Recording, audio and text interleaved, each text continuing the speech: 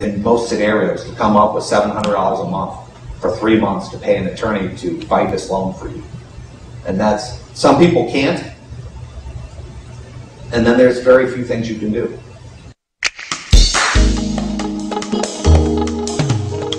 Okay, modifying a loan.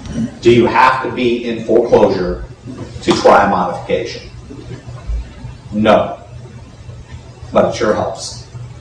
So yes, you can try to modify a loan before it goes into default, but it really does not get the attention. Now, you can go to the bank. You can try. Now, sometimes what our firm has been doing is calling them up and saying, hey, listen, it's coming. You either deal with it now, or you'll deal with it in a month or two. And they have an attorney representing them. Now, why do you think it's beneficial to have a lawyer?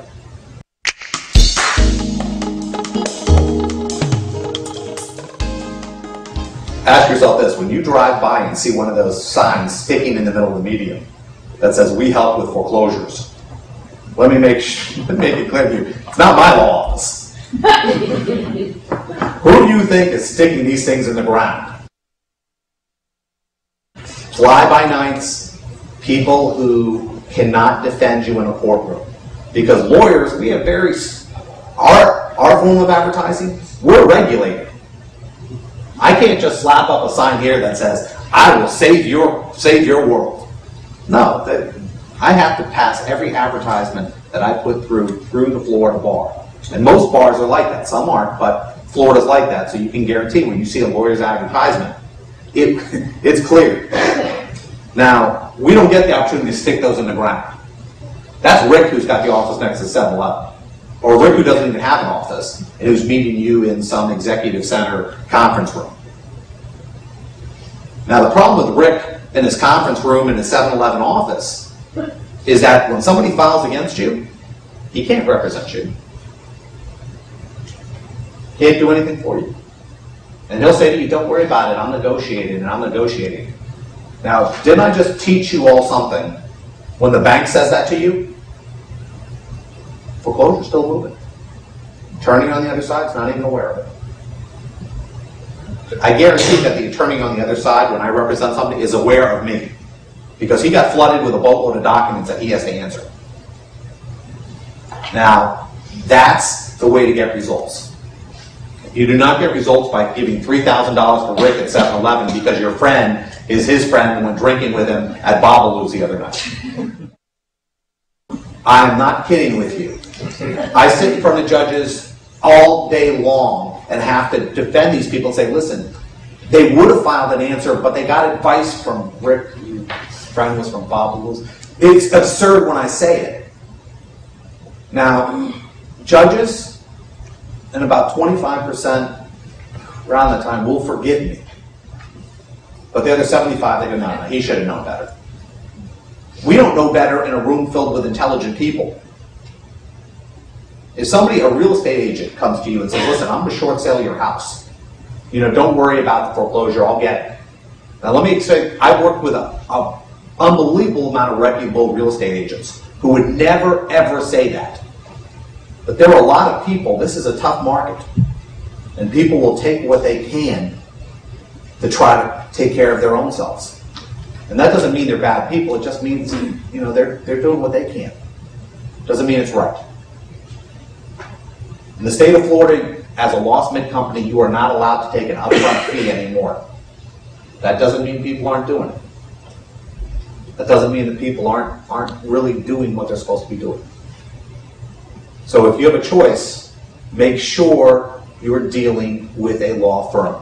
It's the same amount of money. Would you rather somebody who can walk into the courtroom and at least fight for you? Or at least be able to slow the process? There are certain rules that you have to know. I mean, for example, if the note isn't attached to the mortgage, that allows me to fight. Most of the time when you get that big paper stack, you don't have a clue what's in there or not. Why? Because that's not your job. That's not your expertise. Whether you're a doctor, a mother, a guy who works at 7-Eleven, a accountant, that is not your thing.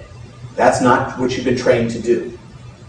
So when the bank does something or a law firm does something, and you have no clue whether it's right or wrong, go to somebody who will tell you. I guarantee if you have a big mole somewhere and you think it might be cancerous, you're not going to ask Rick from 7-Eleven. You're going to go to a doctor if you can afford it. In addition to loss mitigation scams, there are a few other things you should be aware of. Work only with nonprofit HUD-approved counselors. Visit HUD's website for a list of approved agencies. Don't pay large upfront fees. Upfront fees are against Florida law. Be wary of guarantees. Reputable counselors will not guarantee to stop the foreclosure process. Read and understand all documents and be sure you sign them. If it sounds too good to be true, it probably is. Report suspicious schemes to the Florida Division of Consumer Services at 1-800-435-7352.